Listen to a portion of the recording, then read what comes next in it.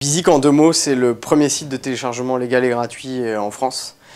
On a 2 millions d'inscrits et on fait plus d'1 500 000 téléchargements par mois. En sortant du lycée, j'ai fait une école de ciné en région parisienne pendant 3 ans. À l'issue de cette école, j'ai travaillé dans la production de longs métrages et documentaires, toujours à Paris. Et ensuite, j'ai voulu créer ma propre structure, donc j'ai créé une société de production de courts métrages pendant 2 ans, donc c'est hyper intéressant. Peu rémunérateur, pour dire pas du tout, hyper formateur. Et à l'issue de ça, j'ai voulu reprendre des études, donc j'ai passé les concours des admissions parallèles aux écoles de commerce et j'ai été reçu à Grenoble et dans d'autres écoles et je suis allé à Grenoble en 2004.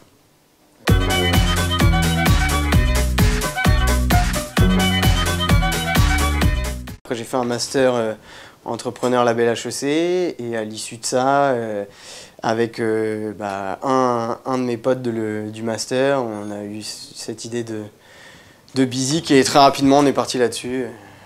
Lui a sorti un album de remix de Jay-Z et Gainsbourg qu'il a mis à disposition sur internet, qui a été beaucoup téléchargé. Et à l'issue de ça, il s'est dit, si à chaque téléchargement je vais gagner que quelques centimes, ne serait-ce que quelques centimes, j'aurais pu au moins rembourser tous les frais de production de cet album. Et à partir de là, on s'est dit, ça existe bien dans la télé, dans les journaux, les gens regardent TF1, lisent 20 minutes gratuitement, ça doit être possible sur le téléchargement. On a inventé le modèle publicitaire de Bizik et ensuite on est allé voir les maisons de disques en disant voilà, nous avec ce modèle publicitaire là qu'on a testé, on peut vous rapporter tant. Est-ce qu'on peut arriver à s'entendre, sachant que nous on va aller taper sur énormément de volume. Et donc voilà, 1 an après, les maisons de disques ont accepté, on a signé des contrats avec eux, levé des fonds et puis lancé le site peu de temps après. Et entre le moment où on a fait ça à 100% et le moment où le site est ouvert, 1 an et demi. Donc c'est court mais c'est long.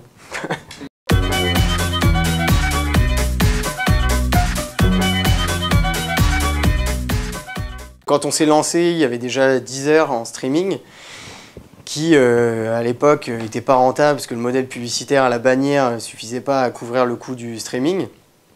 Et effectivement, le téléchargement, c'est encore plus cher que le streaming. Donc c'était un peu fou, ouais. Mais bon, on n'a pas trop réfléchi et on est parti. Et au final, heureusement qu'on n'a pas trop réfléchi.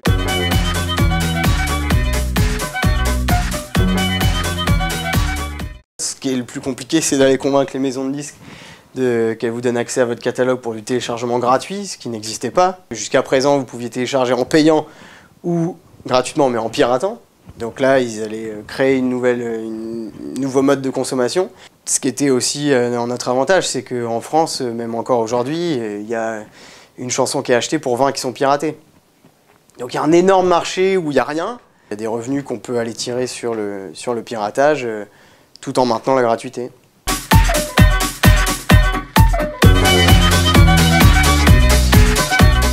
Et on a commencé notre levée de fonds 15 jours après Lehman Brothers, en 2008. Donc c'était pas le meilleur timing pour aller trouver de l'argent sur un projet en amorçage comme ça, très early stage. Donc c'était difficile, mais on a réussi à trouver des fonds. On a levé 2 700 000 € et ensuite on a pu lancer le site en septembre. Mon associé Jean fait part de son idée de créer une boîte à un de ses amis qui lui dit « Ah mais moi mon boss cherche des projets, peut-être tu pourras aller le voir ». Et donc on n'avait pas forcément prévu d'aller le voir et on est allé le voir et ça s'est super bien passé. Et à partir de là, c'est lui qui nous a aidés au début. C'est des concours de circonstances qui font qu'on rencontre des gens à un certain moment et ça s'aligne bien, quoi.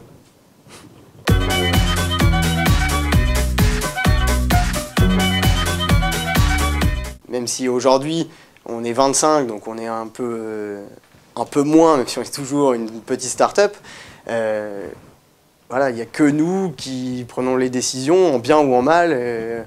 On ne peut pas dire, comme souvent c'est le cas, ah bah ouais, mais moi j'aurais fait ça. Bah ouais, mais nous on le fait et au final si on le fait mal, bah, on en paye les conséquences, quoi. Tout le moment où vous essayez, il faut le faire à fond, parce que si à un moment donné vous dites ah mais c'est peut-être pas possible, c'est compliqué, quoi. Faut déjà aller retourner des montagnes pour faire accepter aux maisons de disques de vous donner le catalogue. Faut pas que vous ayez l'impression que bon, ça va peut-être pas marcher, quoi.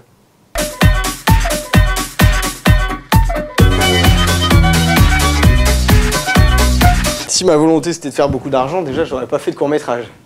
Parce que ça c'est clair et net, c'est pas là-dedans que vous allez être millionnaire. Donc c'est bien, ça vient avec, mais après c'est pas la motivation première. Sinon quand vous en tout cas le début, c'est pas là où vous allez gagner le plus d'argent, quoi.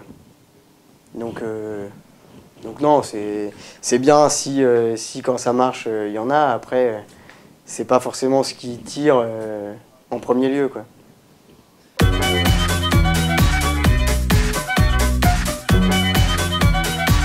Il y a certainement un moment dans la vie de l'entreprise où une fois que, on peut jamais tout faire, mais une fois que le plus gros a été fait, et que ça marche très bien et que ça tourne, où on a peut-être des velléités de continuer, d'en faire une autre. C'est vrai? Ouais, après on peut pas savoir, mais ça va vite sur Internet, les startups, ça va vite à partir du moment où on crée une première société, on a envie d'en faire d'autres, donc chaque chose en son temps, mais ouais, c'est quelque chose auquel on pense. Ouais. Vous savez ce que vous allez faire dans 10 ans, quoi? Non, moi non plus.